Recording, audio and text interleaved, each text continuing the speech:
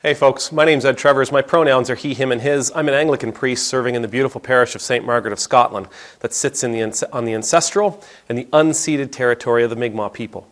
Gway. Tennessee looks like they're getting ready to pass a new law. It's made it through their House and their Senate, and it is on the way to the governor for the governor's signature. This law is going to, it's part of this law is going to help Tennessee deal with their homelessness problem. Apparently they have people who are homeless, who are living on public land, state and public lands. And this new law is going to help them deal with that unsightly problem.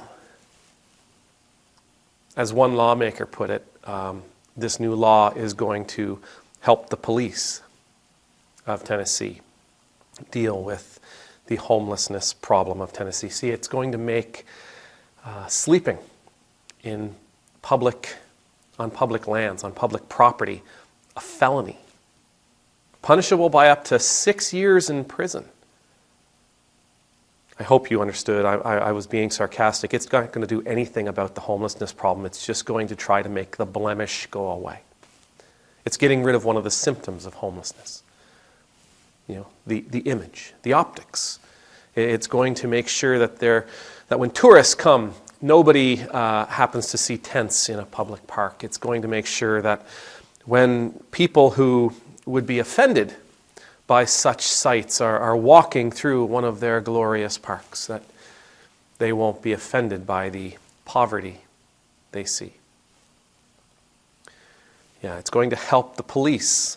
It's going to equip the police to deal with the homelessness problem. Police aren't equipped to deal with the homelessness problem, right? The homelessness is not a legal problem. It's not a criminal problem. It is a societal problem. It is a communal problem. Homelessness is not their problem. It's our problem. See, homelessness and poverty are indicators of our failures and success as a society. When we see growing numbers of people who have to live on the streets, growing numbers of people who have to pitch a tent in a public park, that's a sign that we as a community have some work to do.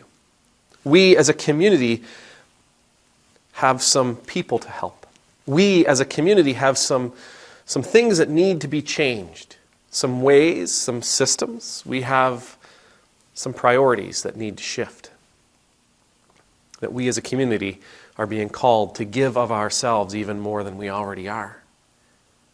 Jesus tells us we're always going to have the poor, and obviously Jesus was right. But that isn't an excuse for us not to deal with the poor. The problem of poverty, the problem of homelessness, is always going to be with us. It is something that we are continuously called to engage in and to help with. It's never going to go away. But we are called to always and continuously help out. Now, these Republican lawmakers in Tennessee who have written this bill and pushed it through the House and through the Senate and on to the governor's desk, again, they're saying that, it's going to be up to law enforcement to decide whether or not they want to enforce this law. But this law does nothing about the issue at hand. This law is simply about trying to make the symptoms of the issue disappear, trying to keep it out of the public eye, trying to make sure that nobody is grossed out or offended by what they happen to see. Now, Halifax, here where I live, we have a homelessness problem. We have people living on public land. We have people living in city parks.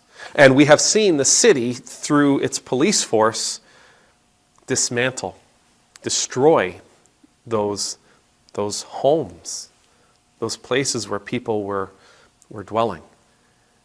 Early morning raids to rip up and rip out campsites. The problem exists everywhere. The issue isn't that, Tennessee has a horrible homelessness problem and we need to hide it. We actually have to do something about it. Now, people who are given power are given responsibility. Right? People who are given power, people who seek out public office, seek out public responsibilities. And one of those responsibilities is to the least of these.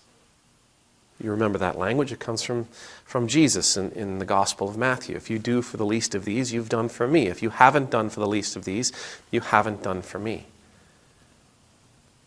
This law isn't doing for the least of anybody. It doesn't in any way, shape, or form attempt to tackle the true issues. It doesn't do anything to tackle the reasons for homelessness or poverty. It simply tries to hide it.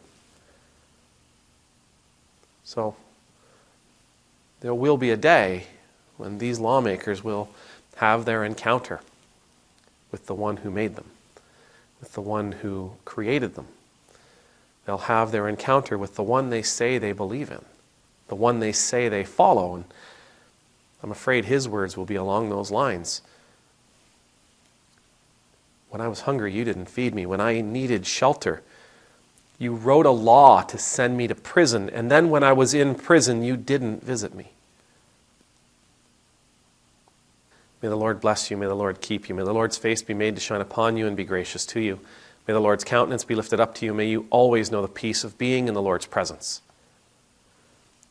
And I pray that while the mission is daunting, the call feels like it's an impossible, a Herculean task, we won't give up on it. We'll keep plugging away. We'll keep trying to find the solutions. We'll keep offering ourselves to help those who are suffering through poverty and homelessness. We won't simply try to hide it from public view or turn our eyes from it. Amen. Nemultus.